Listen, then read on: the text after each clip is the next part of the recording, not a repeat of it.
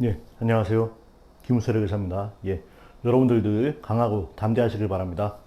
오늘 김혜계사의 주식 이야기, 오늘은 이런 얘기 해볼게요. 이제 거의 뭐, 우리 자세라든가 이론적인 얘기는 오늘로써 거의 마무리가 될 것 같아요. 예, 다음부터는 실제로 제가 한번 종목을 선정해 볼 건데요. 여러분들이 뭐 호응이 있어야 뭐 저도 하죠. 그쵸? 호응이 있어야 하는 거니까 한번 봐주시고.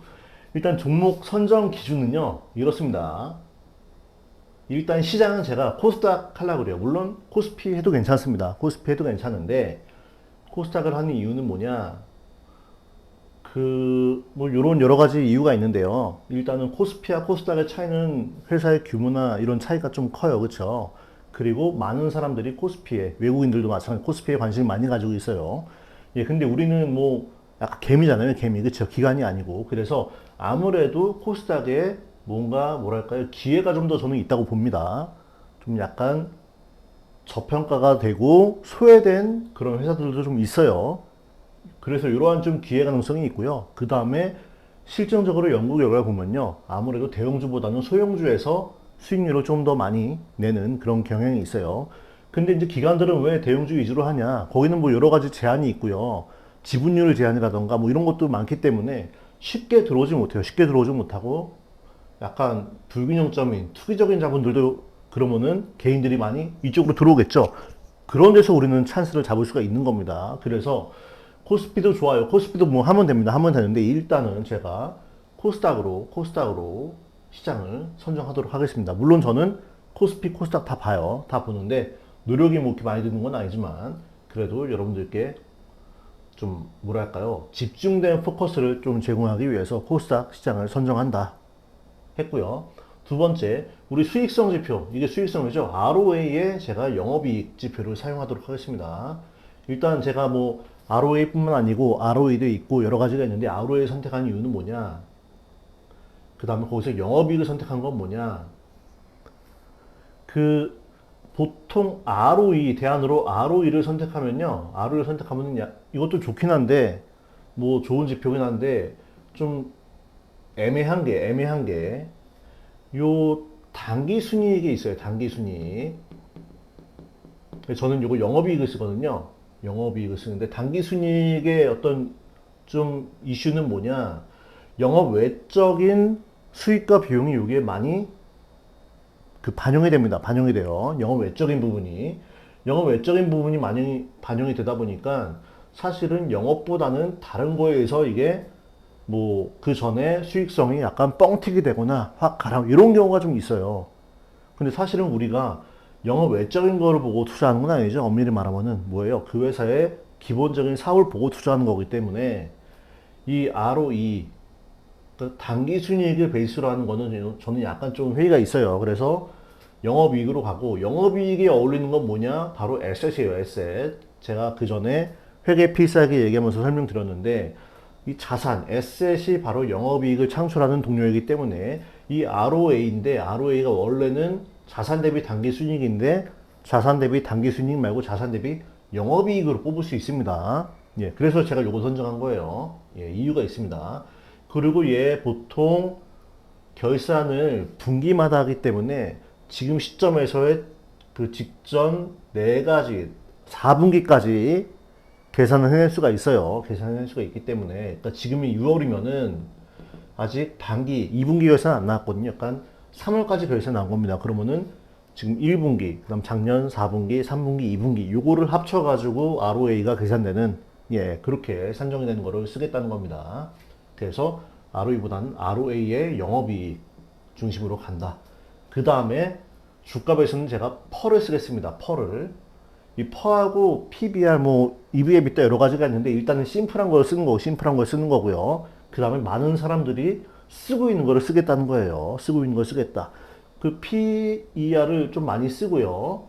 일단 PBR도 있는데 이 PBR은요 심플하고 좋긴 한데 얘는 약간 뭐랄까요 사람들이 퍼보다는 좀 덜 쓰고요. 그 다음에 이 PBR은요 좀 특별하게 잘 설명되는 업종이 있어요. 업종이. 그게 뭐냐? 바로 금융이에요. 금융업종이에요. 금융업종. 이 PBR이 뭐냐면은 제가 그때 말씀드렸는데 자산, 부채, 자본인데 얘하고 시가총액하고 비율이에요. 그쵸? 얘하고 시가총액하고 비율인데 얘가 설명이 잘 되려면은 얘가 기본적으로 공정가치 거의 시가총액하고 거의 비슷하면은 설명이 잘 되는 예, 그런 지표입니다. 즉 얘가 공정가치화 돼 있다는 건 뭐냐?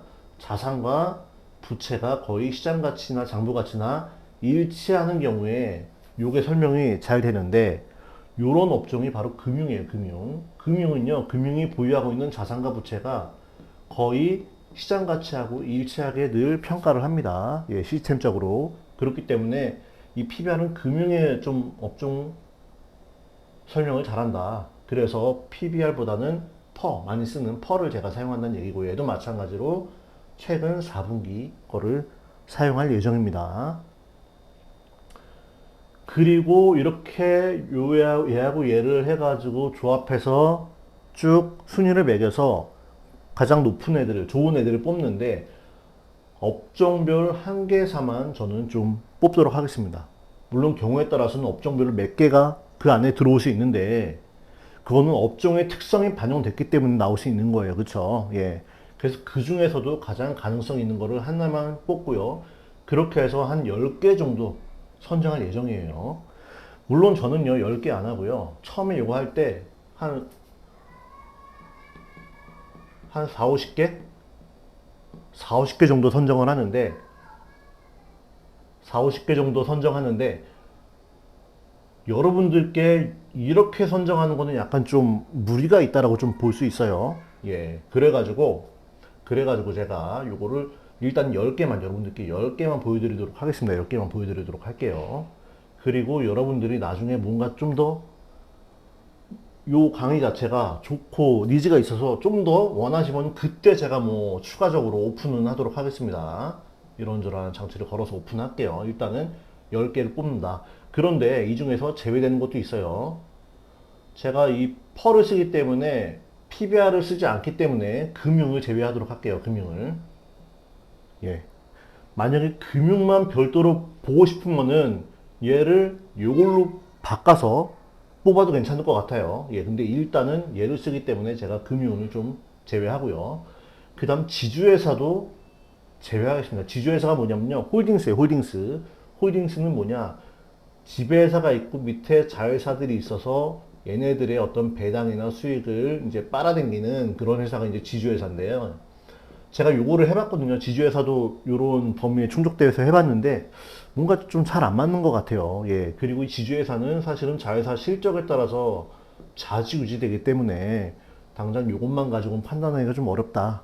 그래서 제가 그런 결론을 내렸기 때문에 지주회사나 홀딩스도 제외하도록 하겠습니다. 그 외에 무슨 SPC들, 특수목적 이런 SPC들이 있어요. 예. 물론 얘네들이 여기에 순위에 들어오진 않겠지만 혹시라도 들어온다면은 제외를 하도록 하고요. 그리고 최근에 뭔가 과거에 반짝 트렌드한 그런 기업들이 들어올 수 있는데 그런 기업들도 제가 좀 판단해서 제외를 할 수가 있습니다. 이를테면 요즘에 바이오가 많이 꺼졌잖아요. 그렇죠? 바이오가 많이 꺼졌는데 바이오가 예전에 영업이익률 되게 좋고 지금 저평가된 애들이 있거든요. 근데 그런 애를 사면은 좀 낭패를 볼 수 있기 때문에 이런 것도 제가 판단합니다. 이런 식으로 뽑고요. 요거를 제가 언제 주기로 어떻게 제공하느냐 이것도 중요해요. 그렇죠? 그래서 이거는 뭐 제가 데일리로 할 수도 있고요.